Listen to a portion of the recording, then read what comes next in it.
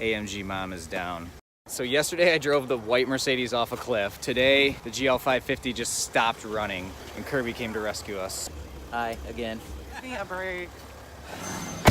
This one is obviously just beeping incessantly, but we're driving and it just stopped.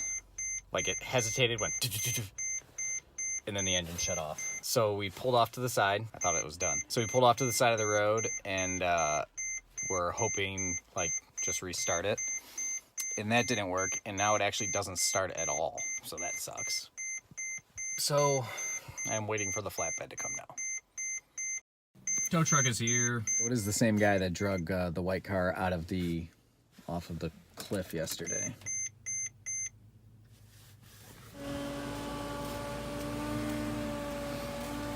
The car is stuck in park. Getting it onto this ramp is proving to be a bit of a challenge. They have to drag the car onto these like blocks and then drag it onto the flatbed because they don't have a wheelie thing.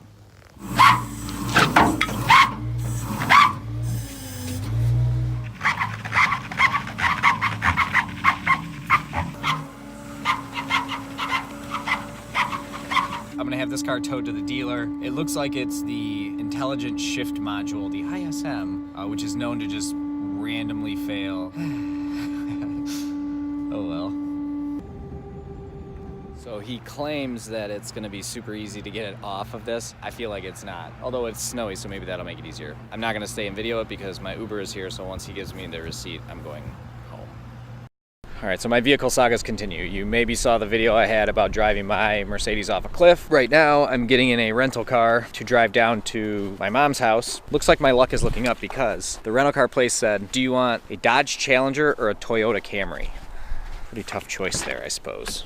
All right, so what I'm doing is driving this rental car that I picked up at the airport in Traverse City to the airport in Flint, which is about 3 hours. Then my mom and stepdad are picking me up at that airport, taking me to their house where they have like a Jeep Grand Cherokee, I guess that they don't drive, and I'm gonna drive that Grand Cherokee back to Traverse City. So essentially 6 hours round trip. I hate it when people say, people have asked me, because usually that means they haven't. I've had at least 10 people in the last 4 hours ask me why I think the E-Class will be totaled. The reason why I think that car will be totaled is, number one, I think the frame might be bent. So when it went over the hill, obviously the car came off the ground. It dragged over like a pretty sizable tree. So I think there's gonna be pretty substantial damage to the underside workings of the vehicle. It also took out the radiator, so it's the overheat warning or whatever came out on the dashboard. When it was sitting on the side of the hill, 3 of the wheels were on the ground, 1 of them wasn't. But when you would open any of the doors or the trunk, they didn't fit properly. They opened really hard and closed really hard. So I didn't do it when it was back level, so I don't know if that was just a cause of it being sideways or whatever. The damage that I could see immediately on it was front bumper, passenger side front fender, passenger side skirt, exhaust, rear bumper, the windshield's cracked. The hood will definitely need to be repainted. Radiator was damaged, washer fluid thing, the whole front end was messed up. One of the tires had a huge gouge out of it. I think at least 2 of the wheels were bent pretty substantially. The value of that car right now might be 25 grand or something.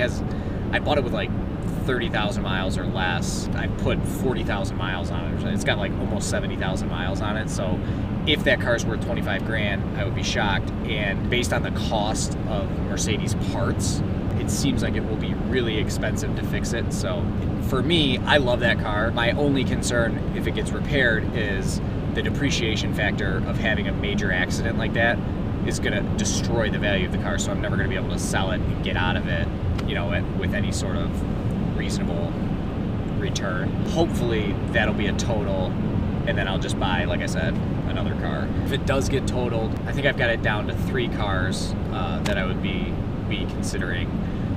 One, another E350, exactly like that one. I would love to find a white E550, exact same car, sport, the AMG package or whatever, or a C63. I think would be super cool, also within my budget. I would love to get an E63, but I just think that that's going to cost too much money. I'm now in a Grand Cherokee. The Challenger served me well for the 3 hours that I had it, and I can take this thing back to Traverse City. Thank you, Mom. Thank you, Steve. I'm about 45 minutes from home and pulled over for allegedly 70 and a 55.